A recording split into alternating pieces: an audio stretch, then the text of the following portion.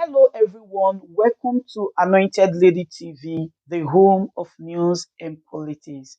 If it is your first time in this channel, you are highly welcome. Thank you so much for stopping by. And if you like what we do on this channel, hit on the subscribe button. Also put on the notification bell so you'll be notified by YouTube anytime we drop a new video. And if you are returning subscribers, thank you very much for always coming back to watch our videos. On this platform, we drop videos every day and we react to every video that come our way. And on this very video, I will be watching with you. And after watching, let's go to the comment section and drop our opinion constructively. Like our videos and also share our videos if possible. See you next time in my next video. You once interviewed me on your program. I don't know why you have dropped that program now. Let me say I'm very happy to see my brother and friend here today, Barrister Nyesom Wike, Dike Hawan Ikwere, great Nigerian, man who has interrogated the issue of concerning our democracy, particularly our federalism as a concept, through his actions as a governor. When you interrogate authorities concerning VAT, concerning your powers as a governor, that the president is not a principal overloading himself over small pupils. Mr. Governor, sir, you have done well for Nigeria. May God bless you.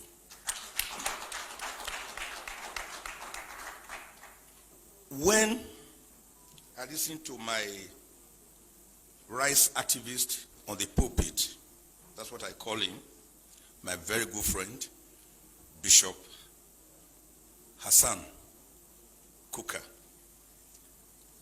I wasn't surprised about his take on this issue because we seem to write the same way. Each time I read him, there was one day I read this article and I asked myself, is it because he's a bishop? Did he have the sense of Nostradamus or the oracle at Ileife, and he was able to gaze into what I had just written, which I was pushing out? Prolific man, we are lucky to have a you in these perilous times. Continue to speak up. Heavens will not fall. Like one person ever once told me, if the heavens fall, it will fall on all of us. But it's never going to fall. Nigeria nationhood, cohesion, do we have one? I know we don't have one.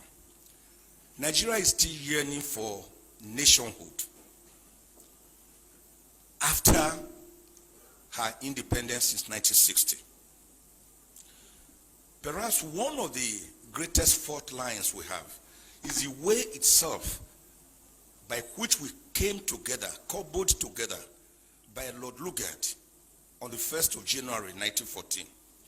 Perhaps one of the most or the strongest fault lines is the way we were even named when we were formerly called Royal Niger Company Protectorates.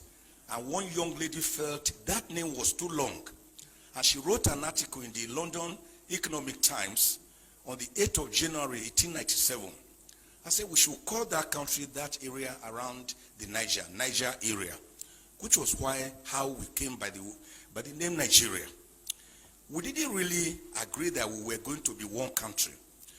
The Berlin West African Conference of about 1844 to 1845 merely partitioned West Africa amongst the Portuguese, the Germans, the English people, and all that. So it was not as if we agreed to come together as one nation, which is why everyone is still suspicious of the other one. We already had the Hausa city-states, the Igbo city-states, the Karian Bonu Empire. Remember, we had great kingdoms, the Oyo Empire, the Benin Empire. Remember the great role of Oba Ovorami Nogbaise, the man who told the British, don't visit Benin during that holy month in December of 1897. And the British said they must visit. And of course, the guards who were in charge of the moat seized them and killed them. That was what led to the infamous Benin Punitive Expedition of 1898, February, led by a British who led 1,200 troops. Didn't we know about people like great kings like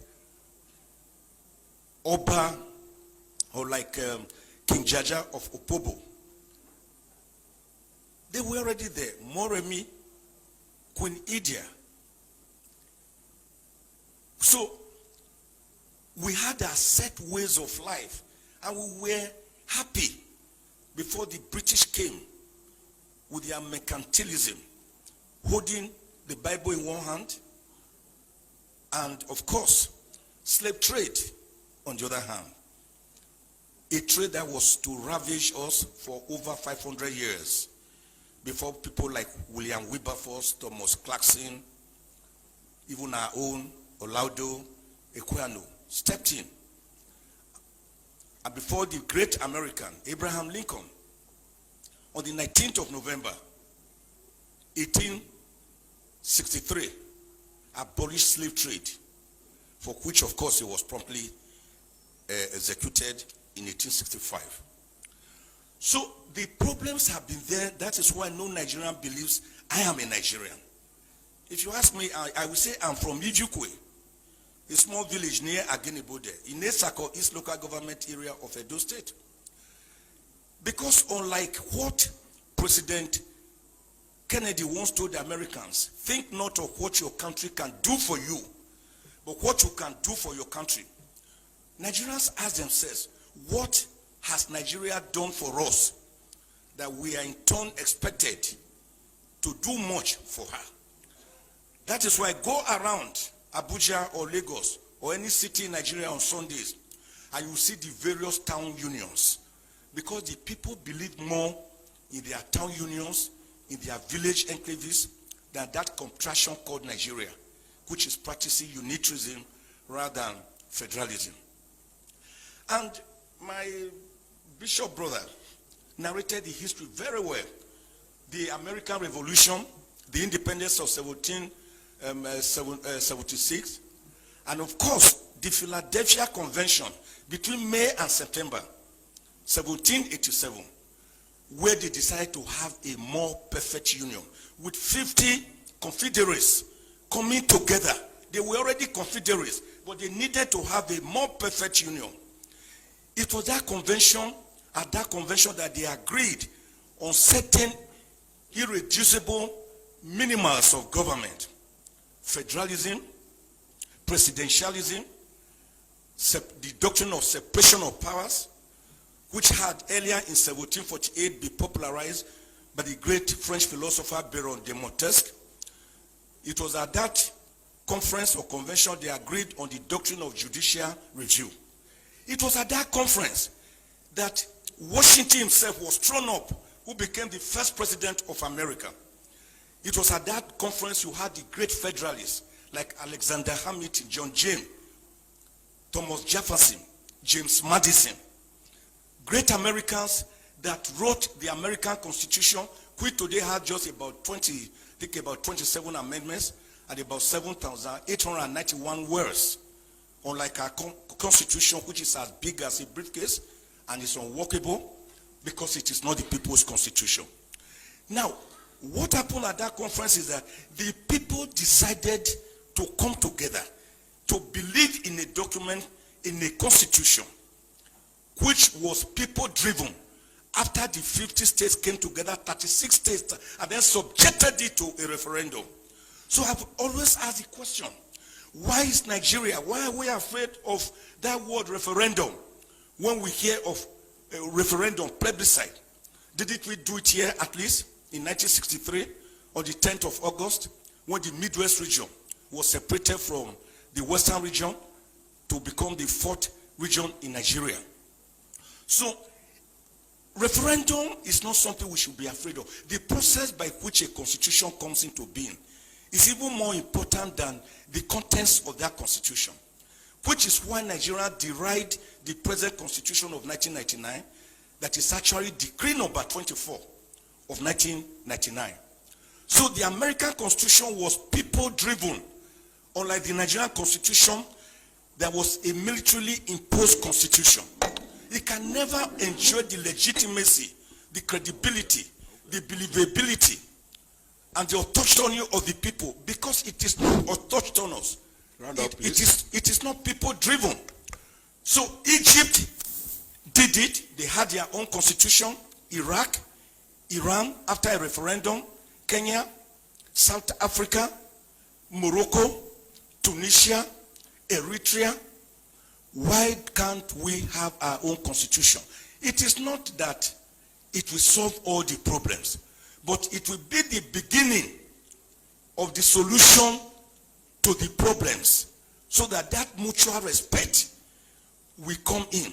We cannot have national cohesion in a state of inequity, in a state of social injustice, in a state of religious intolerance, in a state or a situation where some people believe they are born to rule and others are born to serve as clappers and as hewers of wood and drawers of water. Let me end, sir. Since you are warning me, the way late MKO Abiola put it, I always like to mimic him. Great Nigerian who won the presidency but was murdered and he never reigned for one day. He said, you cannot begin to talk about peace. There are different types of peace.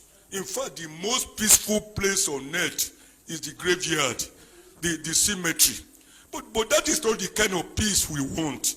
The kind of peace we are talking about is peace that is imbued with social justice, egalitarianism, mutual respect, religious tolerance, ethnic tolerance. That is the kind of peace we are talking about. God bless Nigeria.